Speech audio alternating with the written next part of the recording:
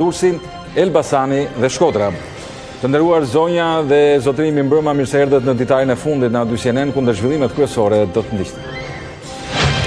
Progresi i moderuar i bërë nga Shqipëria i dedikohet punës së SPAK, kështu vlerëson Komisioni Evropian një vjeçar për Shqipërinë, të cilin e nisin me kritikat për qeverinë për përdorimin e administratës në zgjedhje.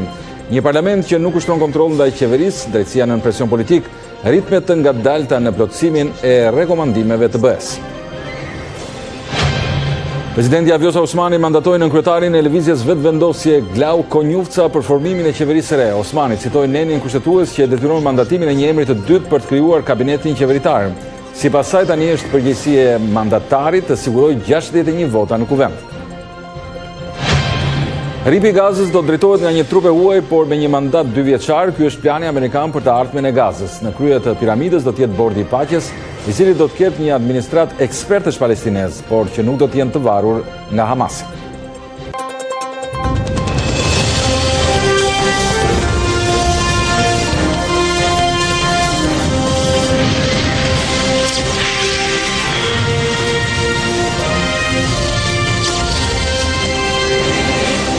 Ligji më i rëndësishëm ekonomik i vendit, buxheti i shtetit për vitin e ardhshëm është depozituar në kuvend pas miratimit nga Këshilli i Ministrave. Gjatë 2026-s planifikohet të shpenzohen mbi 887 miliard lek apo rreth 9 miliardë euro. Ministria e Shëndetësisë dhe Mbrojtjes Sociale është institucioni që do të marrë më shumë para, ndjekur nga infrastruktura dhe energjia. Në raport edhe me numrin e popullsisë, Tirana është bashkia që do të marrë më shumë para, mbi 6.5 miliard lek. Gati 887 miliard lek apo rreth 9 miliard euro, kaq do të jetë buxheti për vitin e ardhshëm. Ai është gati 64 miliard lek apo 7.6% më i madh se buxheti i këtij viti. Ministria e Shëndetësisë dhe Mbrojtjes Sociale është institucioni që do të marrë më shumë para, mbi 82.5 miliard lek, ndjekur nga infrastruktura dhe energjia, si dhe arsimi me respektivisht 77.2 dhe 64.8 miliard lek. Mbi 41 miliard lek do të shkojnë për Ministrinë e Ekonomisë dhe Inovacionit, ndjekur nga ajo e brendshme dhe mbrojtja. Lehtë është rritur edhe buxheti për bujqësinë që përllogaritet në 16.2 miliard lek, ndjekur nga Ministria e Drejtësisë që do të marrë rreth 500 milion lek më shumë se gjatë 2025-s.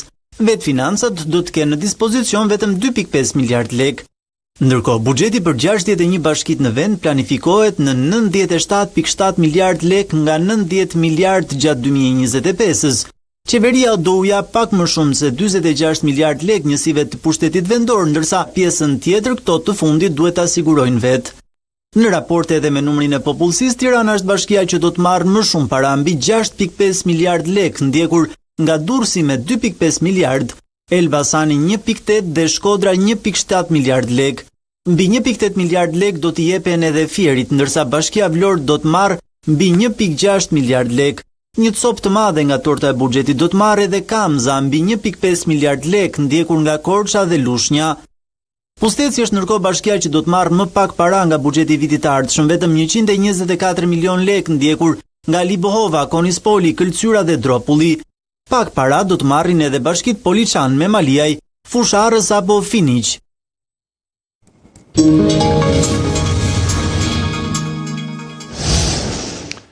Raporti për progresin e Shqipërisë në harkun e një viti nisi me kritikat për qeverinë për përdorimin e administratës në zgjedhje. Një parlament që nuk ushtron kontroll ndaj qeverisë, drejtësia nën presion politik, dëshirë për integrim, por po ecet me ritme të ngadalta drejt plotësimit të rekomandimeve të BE-s.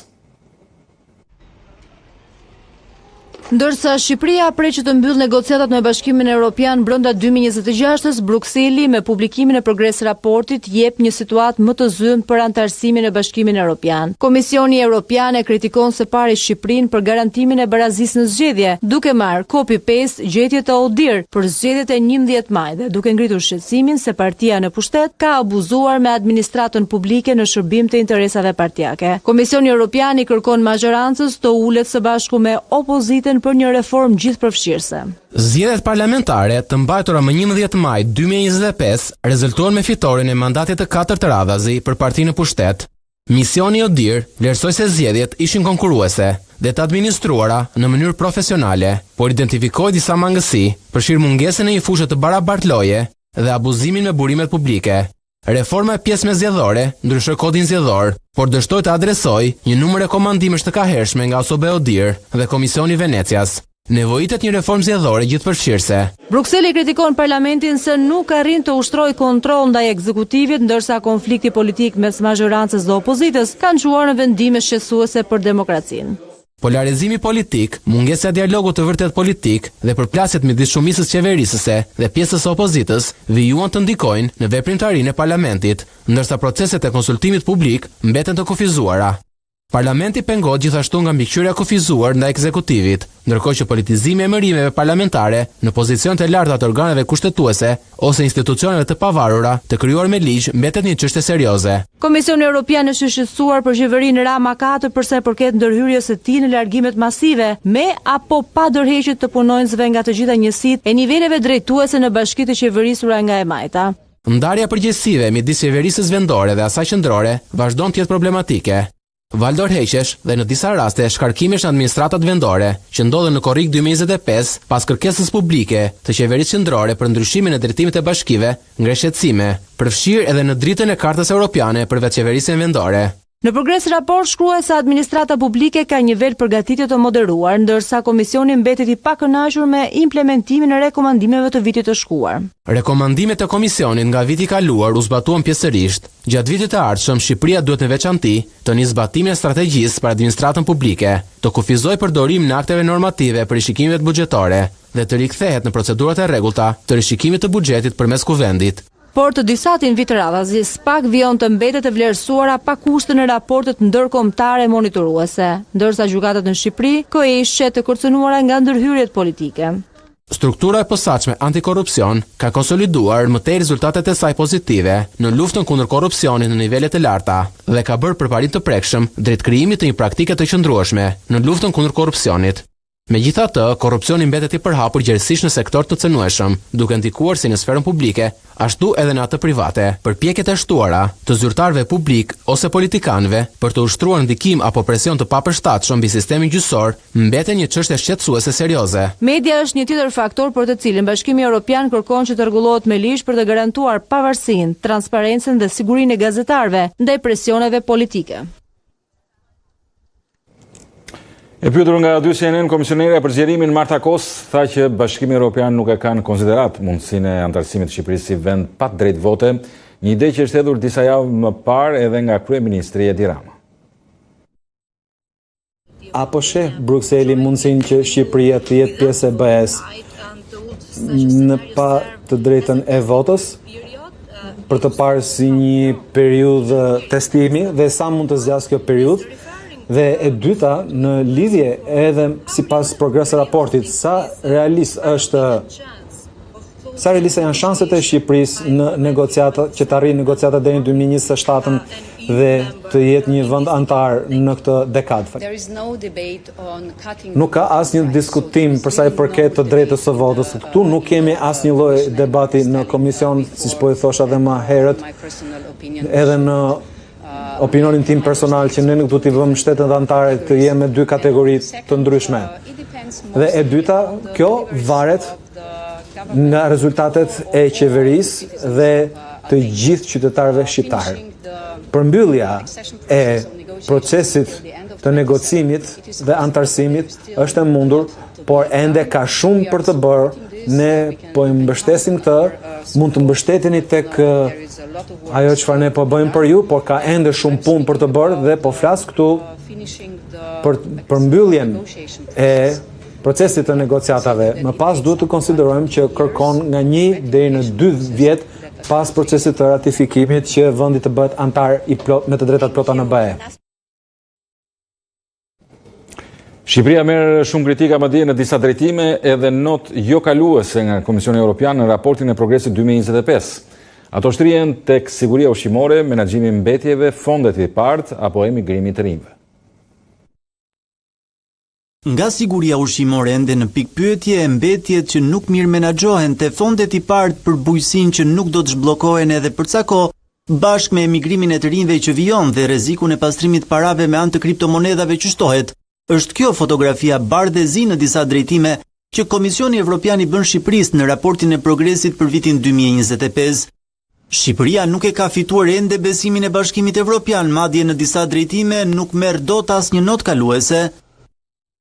Shqipëria ka një nivel të caktuar përgatitjeje në fushën e sigurisë ushqimore, veterinarisë dhe politikës fitosanitare. Gjatë periudhës së raportimit është bërë progres i kufizuar. Janë miratuar ligjet për shëndetin e kafshëve dhe shëndetin e bimëve. Siguria ushqimore është test i radhës që Shqipëria duhet kaloj pas dështimeve në shumë vite, kjo si përpjekje për të fituar besimin e konsumatorëve njëherësi për të marrë aprovimin e institucioneve të Bashkimit Evropian. Shqipëria ka një nivel të pjesshëm përgatitjeje në fushën e mjedisit dhe klimës dhe nuk ka bërë përparim të dukshëm gjatë periudhës raportuese. Vendi ende nuk ka miratuar ligjet e reja mbi menaxhimin e integruar të mbetjeve dhe përgjegjësinë e zgjeruar të prodhuesve, elemente thelbësore të parafrimit me legjislacionin e BE-s. Komisioni Evropian përcjell lajme të këqija veçanërisht për bujqit dhe fermerët shqiptar. Qeveria ende nuk bind ndaj fondet i partë do të vijojnë të mbesin të ngrira. Në lidhje me zhvillimin rural, është e nevojshme të rritet kapaciteti dhe mbikëqyrja për të nisur dorëzimin dhe zbatimin efikas të IPAR 3 në përputhje të plot me parimet e menaxhimit të shëndosh financiar. Gjatë periudhës së raportimit nuk është bërë përparim në përputhjen e legjislacionit mbi politikën e cilësisë me akuisin e BE-s. Shkollohen, arsimohen dhe kur duhet të kontribojnë në ekonominë e vendit, zgjedhin të largohen. Çdo shqiptar i aftë për punë që ikën i kushton Shqipërisë 14.000 euro. Komisioni Evropian tregon edhe shkaqet e kësaj situate. Punësimi informal mbetet një problem, më shumë punëtor që nuk kanë kontrata formale, sigurime shoqërore dhe mbrojtje ligjore, ndërsa në raportimi i pagave është i përhapur, duke dëmtuar pensionet. Emigracioni, veçanërisht i punëtorëve të kualifikuar, përkeqëson mungesën e fuqisë punëtore në sektorët kyç, duke kontribuar në një ikje të trurit. Ndërkohë, Shqipëria rrezikohet nga pastrimi i parave me anë të kriptomonedhave. Teknikat e hetimit financiar duhet të përmirësohen, duke përfshirë identifikimin, analizën dhe ruajtjen e provave digjitale për kriptovaluta dhe asete virtuale. Duhet të sigurohet përdorimi sistematik i hetimeve financiare paralelisht me rastet e krimit të organizuar dhe të rënd dhe pastrimit të parave. Në progres raportin e Komisionit Evropian, Shqipëria merr notë kaluese me kritika edhe në drejtim të klimës së biznesit, menaxhimit buxhetor dhe politikave fiskale. Pas vendimin të gjykatës kushtetuese që i rikthen detyrën e Erion Veliajt, Edi Rama zgjodhi të komentoj publikisht duke cilësuar një provë të pavarësisë së institucioneve. Por ndërsa e vlerësoi si shenjë të mirë, kryeministri fajsoi vetë kushtetuesen për ngërçjen që sipas tij po e lë kryeqytetin pa drejtim, duke kërkuar lirimin e Veliajt për të vijuar procesin në gjendje të lirë. Zotimin se nuk do të komentonte vendimet e gjykatave zgjodhi ta thyente këtë herë dhe hodhi disa rreshta për kushtetuesen që i dha të drejtë Erion Veliajt. Ky vendim i gjykatës për kryeministrin është dëshmi se ai nuk i kontrollon të gjitha pushtetet, por bën fajtore kushtetuesen se ngërçjen me drejtimin e Bashkisë së Tiranës nuk mundi ta zgjidhte. Nëse Tirana nuk do të ketë zgjedhje deri në 2027 dhe kushtetuesja mendon se kryebashkiaku i burgosur i Tiranës nuk mund të largohet përveç se me zgjedhje, atëherë disproporcioni i mbajtjes së tij në qeli nuk është më thjesht në dëm të lirive e të drejtave kushtetuese të personit, por edhe në dëm të drejtës kushtetuese të popullit të kryeqytetit për të shërbyer nga i zgjedhuri vet apo jo. Si zgjidhje të kësaj situate, Edi Rama sheh lirimin e Erion Veliajt, duke u renditur krahati në gjyqin e radhës, që ai do të ketë në kushtetuese atë për rrëzimin e masës së sigurisë të arrestit me burg. Çdo njeri normal që nuk shet te qendrimi kushtetueses një qendrim të verbër kundër qeverisë në dëm të madh të Tiranës, po një qendrim të vendosur parimor, nuk ka se si të mos pres që me të njëjtën parimësi, kur të gjykojë para burgimin e tij, kushtetuesja ta kthejë Erion Veliajt në detyrë për të vijur procesin gjyqësor në gjendje të lirë apo jo. Gjykata kushtetuese vendosi të hënën të lënë në detyrë Erion Veliajt, duke hedhur poshtë VKM që shkarkoi nga detyra e përpasoi edhe mundësinë e zhvillimit të zgjedhjeve të parakohshme në Tiranë.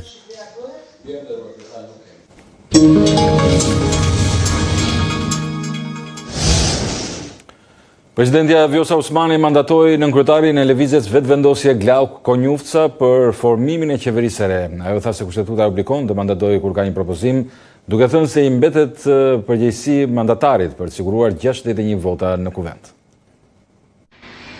Presidentja e Kosovës, Vjosa Osmani, mandatoi të martën e mbrëmje Glauk Konjufcën për formimin e qeverisë së re. Nënkryetari i lëvizjes vetëvendosje Konjufca u propozua nga partia e tij pasi paraprakisht kryeministri aktual në detyrë Albin Kurti dështoi të merrte 61 vota në votimin e 26 shtetorit. Osmani tha se kushtetuta dhe gjykimet e mëparshme të gjykatës kushtetuese nuk japin mundësi të rrëzojnë një propozim për mandatar. Kushtetuta nuk i lë hapësirë dhe as diskrecion kreut të shtetit për mos emrim të kandidatit të dytë, atëherë kur ka një propozim të tillë. Përkundrazi, gjuha e përdorur në kushtetutë është obligative. Pra detyron presidentin e vendit që ta emroj kandidatin e dytë. Osmani në një konferencë për media mbrëmjen e së martës tha se është obligimi i saj kushtetues të shmang zgjedhjet. Sipas saj, kriteri mizotrus është interesi i qytetarëve të Republikës Kosovës dhe funksionalizimi i institucioneve të shtetit. Mendoj që është interes i përgjithshëm i Republikës së Kosovës dhe i qytetarëve që të kemi institucione dhe të bëjmë çdo përpjekje të mundshme që ato krijohen në mënyrë që së paku të miratojnë vendime të rëndësishme në interes të qytetarëve. Vendimi për të mandatuar Konjufcën u bë mes kundërshtimeve të partive të tjera, shqiptarë të cilët cilësuan propozimin e vetëvendosjes si skem për të shtyrë zgjedhjet e jashtëzakonshme, pasi sipas tyre është i qartë që nuk i ka votat. Osmani tha se vetëvendosja ka besim se mund të arrijë votat e nevojshme dhe kanë bindur se kanë gjasa për formuar qeverinë e re. Askund në kushtetutë dhe askund në aktgjykimet e gjykatës kushtetuese nuk kërkohen garanci, kërkohen gjasa. Dhe ka dallim shumë të madh mes garancës dhe gjasave. Garanca japet në kuvend, prandaj edhe kërkohen votat aty. Kurse gjasat ofrohen në zyrën time. Si kur tishin 2 apo më shumë kandidat, atëherë detyrimi im është për të parë kush i ka nga ata gjasat më të mëdha. Konjufca tashmë ka kohë 15 ditë për të votuar kabinetin e tij qeveritar, saktësisht deri më 19 nëntor. Në të kundërt, vendi do të shkojë në zgjedhje të jashtëzakonshme. Projekti Jared Kushner dhëndri Donald Trump për ndërtimin e një kompleksi luksoz në vendin ku ran bombat e NATO-s në Serbi është bërë pjesë e një debati në parlamentin e Serbisë. Projekti ka shkaktuar kritika të forta nga nacionalistët, por edhe nga kundërshtarët e Aleksandar Vučić. Parlamenti i Serbisë filloi një debat mbi ligjin special, i cili mund të përshpejtojë zhvillimin e një kompleksi luksoz nga një kompani investimi e themeluar nga Jared Kushner, dhëndri presidentit SBA-s Donald Trump. Projekti i cili do të zhvillohet për të zvendësuar një ndërtesë të vjetër të serisë ushtrisë, të cilat ishin trashëgimi kulturor e mbrojtur, ka shkaktuar kritika nga kundërshtarët e presidentit Aleksandar Vučić. Interesi ekonomik nuk mund të paraqitet si një interes i përgjithshëm publik. Ka edhe aspekte të tjera të përfshira, një farë historie, një farë ekologjie, një farë planifikimi urban të qytetit. Të gjitha këto aspekte duhet të respektohen dhe të merren në konsiderat në mënyrë të barabartë, në mënyrë që të arrijmë në zgjidhjen më të mirë të mundshme. Profesioni ka qenë në margjinat e shoqërisë për shumë vite dhe dekada. Fatkeqësisht, profesioni ka qenë në margjinat e shoqërisë për shumë vite dhe dekada, dhe kjo është arsyeja pse në fund u shem tenda në stacionin kurrëdhor në Novi Sad. 2 ndërtesat ikonike u dëmtuan gjatë bombardimeve të NATO-s, të asaj që atëherë ishte Jugosllavi, e cila përfshinte Serbinë dhe Malinezi, për të ndaluar vrasjen e shqiptarëve etnik në kundër kryengritjen policore. Vitin e kaluar ato u dhan me qira firmës së investimeve Affinity Partners me selinë SBA të Kushner nga autoritetet serbe. Në këtë mënyrë, nëpërmjet instrumentit të ligjit të posaçëm, shërbimi i mbrojtjes praktikisht nuk mund të anulohet që nesër, sepse në të njëjtën mënyrë, pra duke miratuar këtë ligj dhe këtë procedurë, e cila besoj është vërtet unike në të gjithë botën, e gjithë procedura për mbrojtjen e aseteve kulturore dhe ekzistenca e shërbimit të mbrojtjes së monumenteve kulturore në përgjithësi praktikisht anulohet. Në seancë u debatua edhe në lidhje me Diane Harken, nënën, djali së cilës vdiq në shëmbën e një tende në stacionin hekullor të Novi Sadit dhe cila është në grevurie para parlamentit. Diskutime pati për shitjen e armëve të Serbisë në Ukrainë dhe incidentet në parkun e pionerëve. Ripi Gazës do drejtohet nga një trup e huaj, por me një mandat 2 vjeçar. Ky është plani amerikan për të ardhmen e Gazës, e cila është shkatruar nga lufta kundër Izraelit. Në krye të piramidës do të jetë bordi i paqes, i cili do të ketë një administratë ekspertësh palestinez, por nuk do të jenë të varur nga Hamasi. Trupa të huaja dhe një administratë udhëhequr nga SBA me një mandat prej të paktën 2 vitesh nga janari 2026 deri në dhjetor 2027. Ky është plani amerikan për rripin e Gazës. Shtetet e Bashkuara u kanë paraqitur disa anëtarëve të Këshillit të Sigurimit të OKB-s një projekt rezolut që detajon strukturën e mundshme ushtarake dhe politike të Gazës në të ardhmen. Në krye të piramidës është bordi i paqes, një këshill paqe i kryesuar nga amerikanët, që do të funksiononte në mënyrë efektive si një qeveri, ndërsa vepronte nga jashtë. Do të kishte personalitet juridik ndërkombëtar dhe fuqinë për të përcaktuar kornizën dhe për të koordinuar fondet e rindërtimit, derisa autoriteti palestinez të ketë përfunduar në mënyrë të kënaqshme programin e tij të reformës, që është i pranueshëm për Këshillin e Sigurimit. Dhe në varësi të bordit të paqes, do të kishte një administratë ekspertësh palestinez apolitik, siç kërkohet nga Hamasi dhe fraksionet të tjera, të cilët do të jenë përgjegjës për operacionet e përditshme të shërbimit civil të administratës së Gazës. Aspekti i tretë dhe thelbësor i planit është forca e stabilizimit të Gazës, e cila jo vetëm që duhet të ruajë kufit, por edhe të veprojë brenda rripit së bashku me një forcë policore palestineze të rigjallëruar për të çarmatosur Hamasin dhe për të demilitarizuar enklavën. Forca e stabilizimit do të bashkëpunojë me Izraelin dhe Egjiptin, së bashku me forcat policore palestineze të trajnuara dhe të verifikuar ishtazi për të ndihmuar në sigurimin e sigurisë së zonave kufitare, por gjithashtu do të ngarkonte me sigurimin e procesit të demilitarizimit të rripit të Gazës, duke përfshirë shkatrimin dhe parandalimin e ndërtimit të infrastrukturës ushtarake, terroriste dhe ofensive, si dhe heqjen e përhershme të armëve të mbajtura nga grupet armatosura joshtëtërore. Kjo rrezikon të jetë pika më e madhe e fërkimit me Shtetet Arabe, shumë të cilave, duke filluar me Jordanin, e kanë bërë të qartë tashmë se nuk kanë ndërmend të dërgojnë trupa në terren për qëllime të zbatimit të paqes. Turqia, e cila priti një samit të vendeve arabe dhe myslimane të hënën, është ofruar të dërgojë trupat e saj, por po kërkon një orar të qartë për të heqjen e Izraelit nga gjithë rripi i Gazës. Megjithatë, Izraeli kundërshton përfshirjen e Ankaras. Ushtria, sipas draftit të SBA-s, do të duhet të mbrojë civilët, duke përfshirë operacionet humanitare, të trajnohet dhe të ofrojë mbështetje për forcat policore të kontrolluara nga palestinezët dhe të koordinohet me shtetet e interesuara për siguruar korridore humanitare, të cilat do të menaxhohen nga Kombet e Bashkuara, Kryqi i Kuq dhe gjysmëhënia e Kuqe. Shikues nderuar, ishte gjithçka për këtë detar. Ju kujtoj për zhvillimet më të fundit na ndiqni në faqen tonë zyrtare@dyqenen.com. Bashkëpunimi përfunduar këtu. Natën e mirë.